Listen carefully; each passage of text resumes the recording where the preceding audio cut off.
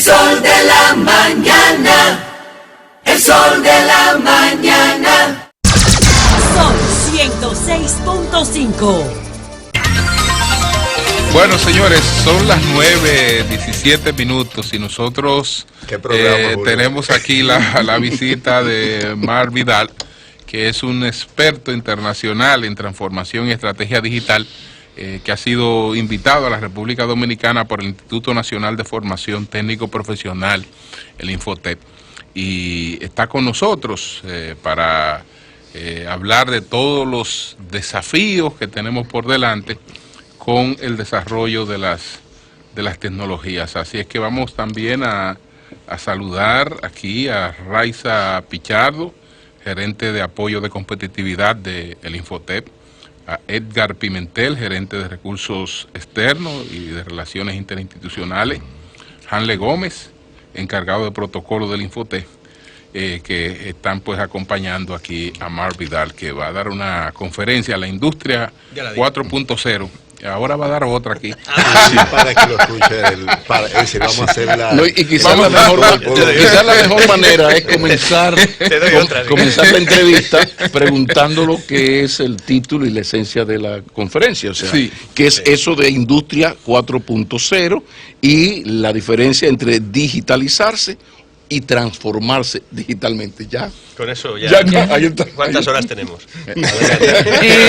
2 minutos para responder. ¿Qué es eso de Industria 4.0? La Industria 4.0 es el término que se encuña a la hora de describir un estado, digamos, histórico de la industria y de la economía en sí, que es la cuarta revolución industrial, por eso se le llama Industria 4.0. Pero en el caso en el que nosotros estamos hoy en día, esa industria nueva, esa revolución tecnológica que la engloba, es mucho más compleja que las anteriores, que en la primera, la segunda o la tercera que vivimos. La primera fue la máquina de vapor, la segunda fue las cadenas de montaje, la tercera fue los años 60 del siglo pasado, que tuvo que ver con la electrónica, y ahora esta es cognitiva, inteligencia artificial, big data, automatización, robótica. Son demasiadas nuevas tecnologías aplicadas en un mismo espacio. Es mucho más rápida, es más exponencial y además es mucho más intensa, llega a todo el mundo de una manera mucho más radical. Normalmente se tarda mucho en identificar que hablamos de una revolución tecnológica, una revolución industrial, porque al principio es una agresión de tecnología que envía a la gente al paro directamente. Esto pasó, por ejemplo, la primera revolución industrial, cuando una máquina de vapor entraba en una fábrica textil del sur de Londres, por ejemplo, y había 400 personas trabajando, esa máquina de vapor expulsaba a 397 a la calle. Esas personas, en ese momento de la historia, a eso le llamaron crisis industrial, no le llamaron revolución industrial. Y así es como nosotros vivimos estas circunstancias. Esta es la cuarta, por eso tiene ese punto 4.0, y tiene mucho que ver con la digitalización, porque el origen es la digitalización, es lo digital. Pero no es lo mismo digitalizarse que transformarse digitalmente, y esa es la tarea en la que yo me encargo, ¿no? ¿Qué implica transformarse, sobre todo donde cada día dependemos o convivimos más con la tecnología? Y bueno, hay gente que entiende que salvo algunas labores muy específicas, todo va a depender de robots, de inteligencia artificial, entre otras.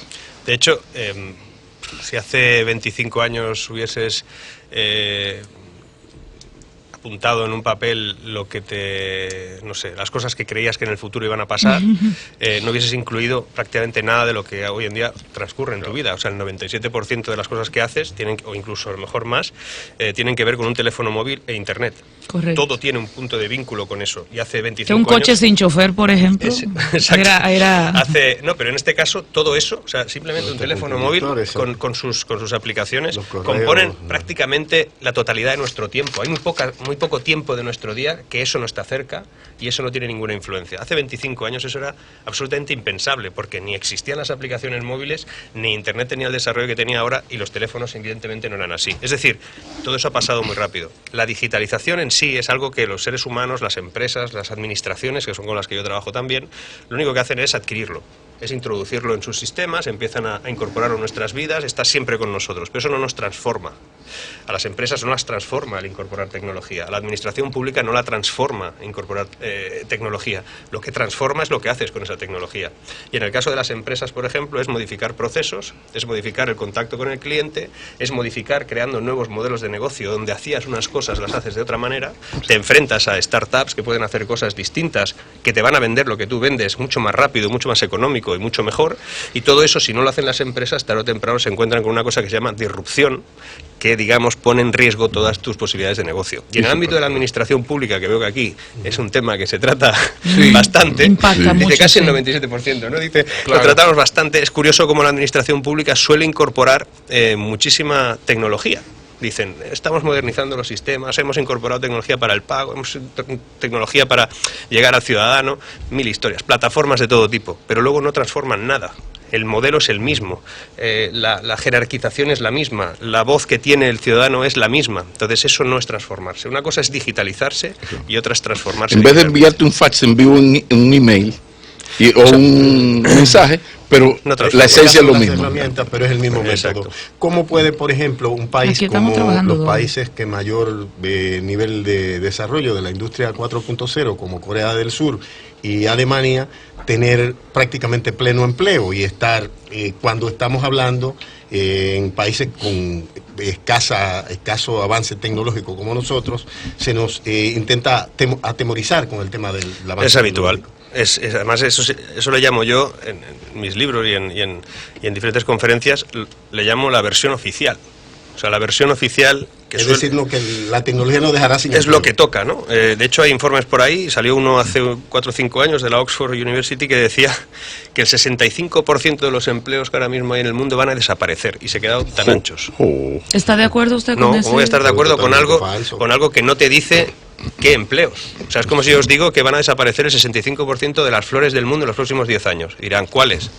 No lo sé, el 65%. El girasol, la rosa. O sea, no tienen, o sea, no hay base para sustentar ese hecho, pero todo el mundo se basa en ese informe. Hace poco, yo soy advisor del Mobile World Capital y se utilizó en el Mobile World Congress toda esa información como algo que todo el mundo tenía que tratar como básica. No destruye empleo, lo modifica. Lo que pasa que en economía... ¿Está de acuerdo con el término post-industrial o esto es un paso de avance en el desarrollo industrial? No hay nada post en esto. Esto estamos en pleno en todo ello. De todos modos, en pleno avance industrial, pero cuenta que en economía hay dos términos importantes. Uno se llama la deflación del capital y la otra es el desacoplamiento económico. La deflación del capital es la consecuencia inicial de las cosas que pasan. Por ejemplo, este teléfono móvil que hay aquí es capaz de hacer todas las mismas cosas mejor, más potente y más rápido que hacía hace 15 años un montón de dispositivos.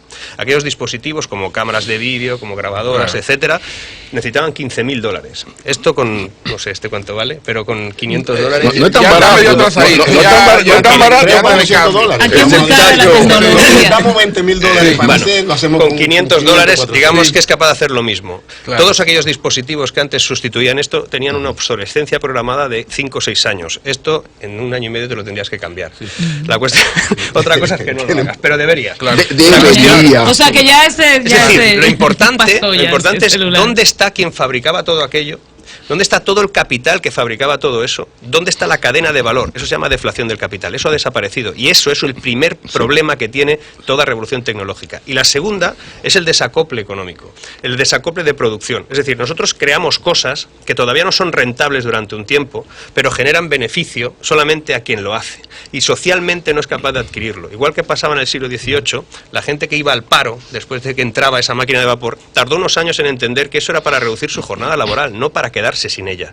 Era para tener ocio, para consumir, para ir a restaurantes, para ir al teatro, y se creó una industria paralela que no existía hasta ese momento. La tecnología trae cosas buenas siempre, pero no es inmediato. Pero efectivamente, en ese sentido, dos cosas.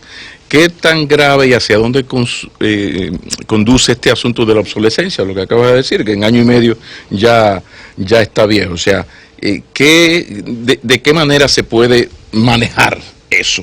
Pero también el asunto de el avance tecnológico es un poco lo que pasó con la industria, la revolución industrial, ¿no? O sea, ¿qué va a pasar o qué vislumbras tú que va a ocurrir con toda la gente que queda fuera del empleo por el avance tecnológico? El futuro, ¿cómo puede venir eso? obviamente, cada vez que hay un corte que tiene que ver con la incorporación de masa con talento, es decir, que requerimos más talento para el ejercicio de la productividad, hay cortes, y esos cortes ponen en riesgo capas sociales, eso está claro. Entonces aquí hay dos obligaciones desde el punto de vista político, es decir, política pública. Claro, la responsabilidad del crecimiento económico la tienen las empresas, o sea, aquí no vayamos a buscar excusas y, oye, si tú no eres capaz de invertir, de arriesgar y de poner en marcha tu negocio, es tu problema, no el del gobierno. Ahora, que el gobierno no sea capaz de prever lo que eso va a producir y lo que va a generar, como por ejemplo clases sociales que no podrán alcanzar el talento porque no han sido formados adecuadamente o porque no se potencia, por ejemplo, la formación profesional. Yo he venido aquí invitado por Infotep, que tiene que ver con la formación profesional. Es precisamente ese estadio en el que es necesario vincular lo tecnológico con lo humano. Sí. Y es, formativamente hablando, tal vez la capa que tiene que recibir más ayudas. Ahí está la formación clarísimo. Y la educación. Sin inglés y sin informática, usted es un ignorante. Usted es blogger financiero y trabaja en gestionando fondos para la inversión tecnológica. Un rato. Y se mueve, en España, en Irlanda y demás, pero ¿qué nivel de aporte puede hacer en ese sentido a un país como nosotros, un país tercermundista o como se nos quiere llamar? Lo cierto es que estamos distantes en términos tecnológicos de la gran experiencia europea. No nos maltrate mucho, que somos hijos de la madre patria. Sí, pero como hijos de la madre patria, no estamos muy lejos. Sí, Julio, pero o sea que hay hijos más afortunados que otros. Mi primer consejo es que dejen de llamarse tercer mundo. En tecnología nosotros no estamos. Y a su vez, señor Vidal, pero que aquí ocurren cosas tan particulares. Por ejemplo, si una infracción de tránsito me es aplicada de manera revolucionaria, de repente ya yo puedo ir al banco y pagarla. Y tú dices, wow, qué interesante, ya no tengo que hacer fila, la pago en el banco y punto. Pero una vez la pago en el banco, esa multa por esa infracción que yo reconocí, debo, hasta hace poco, hasta hace un mes apenas, ir a la DGCET o a MET a aportarle la evidencia de que yo pagué en el banco para que entonces me retiren ese archivo, ¿verdad? Entonces tú dices, wow, y noto mucho que cuando incorporamos tecnología lo que hacemos es un doble proceso. Ponme un email y no hay problema y yo te respondo, pero el email en muchos casos no sustituye el oficio oficial. Entonces es una cosa es digitalizar y otra es transformarse. Exacto. Es decir, si la administración pública lo que hace es solo incorporar tecnología, solo digitalizar procesos, no se está transformando. Y la diferencia, o sea, el primer consejo que os doy es que no os llaméis tercer mundo. Porque, primero porque no lo sois.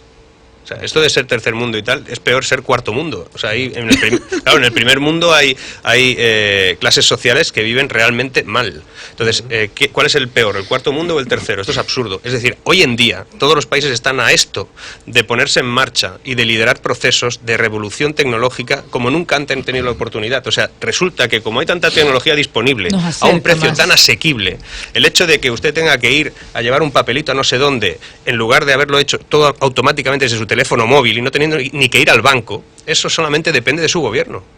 No depende de nada más, depende de que compre la tecnología necesaria y a los expertos que pueden ayudarle a instalar todo eso o a crear una estrategia global para que el país se digitalice. Eslovenia era un país pobre de narices y ahora es el país más moderno de Europa. Hay países donde, en Europa, en Asia, Singapur, países que estaban fuera del sentido social, económico y global y ahora mismo lideran escenarios. Bueno, Corea del Sur, que tú has dicho, Corea del Sur era un país que se moría la gente de hambre en los años 60 y ahora mismo es el primer país del mundo desde el punto de vista industrializado. ¿Por qué pasa eso? Pues porque hay políticas activas que deciden acercar el progreso a su gente.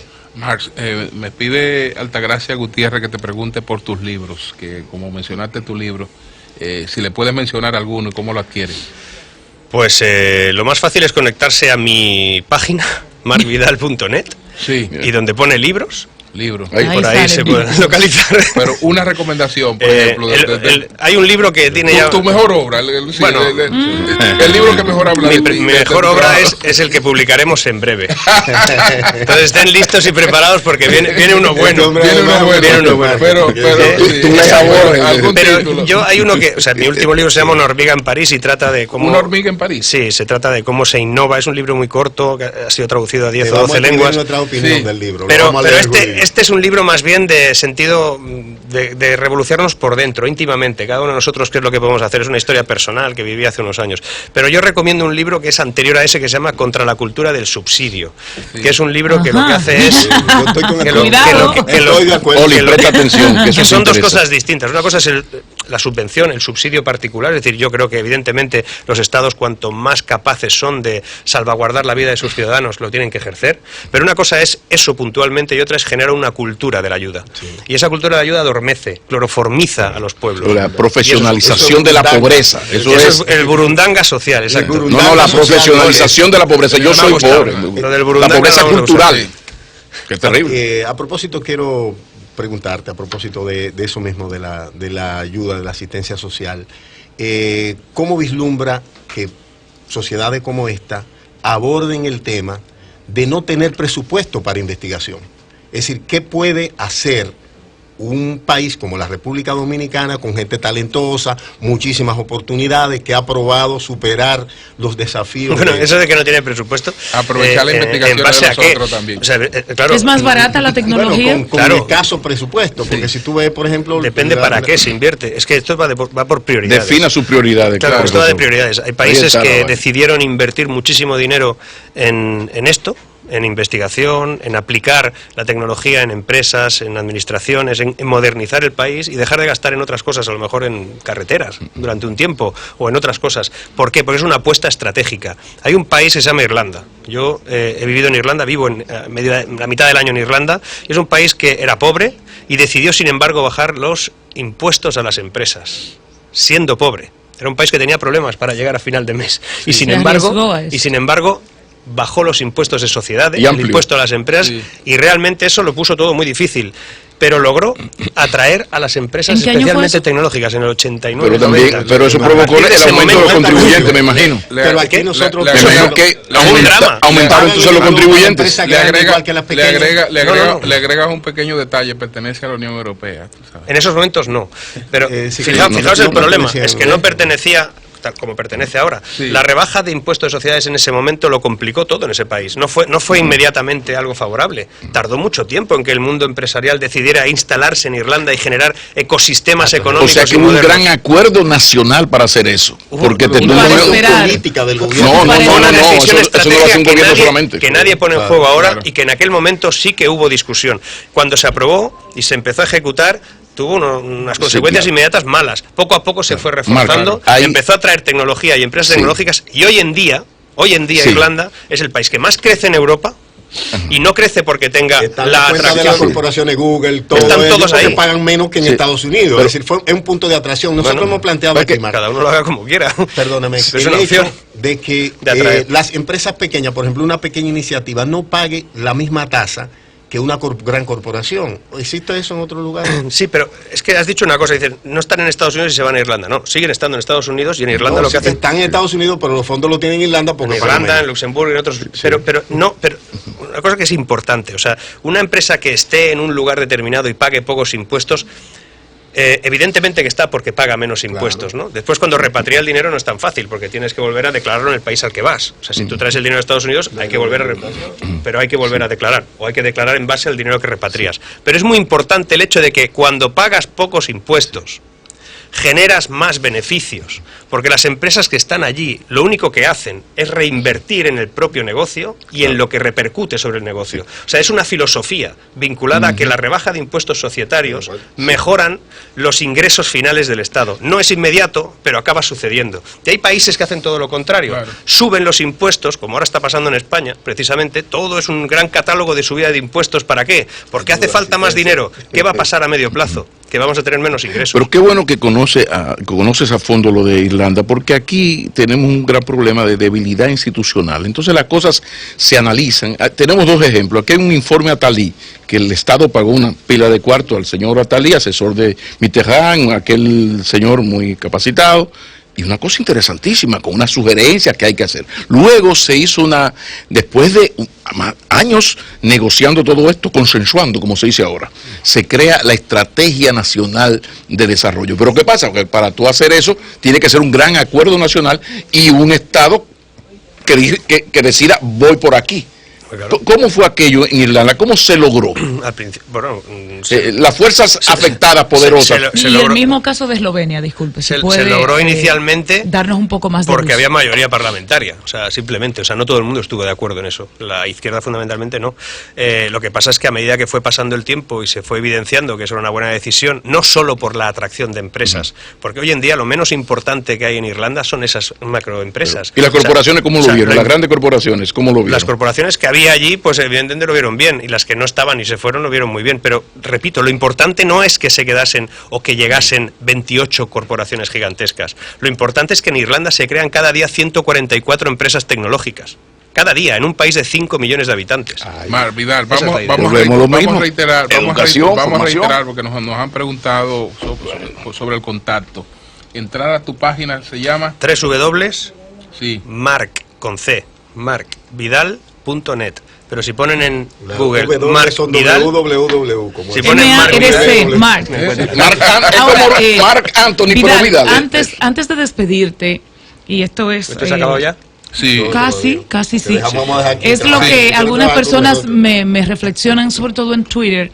Me dicen, ciertamente estamos muy avanzados, la tecnología se ha abaratado, está al alcance, y dicen que quizás usted podría olvidar la población que no tiene acceso, por ejemplo, a la electricidad, no solo en República Dominicana, hay muchísimos países, y cómo esa es una barrera real, y de cómo, por ejemplo, en la educación básica, en la educación inicial, no te involucran al tema tecnológico. Mira, hay una cosa que es importante de destacar.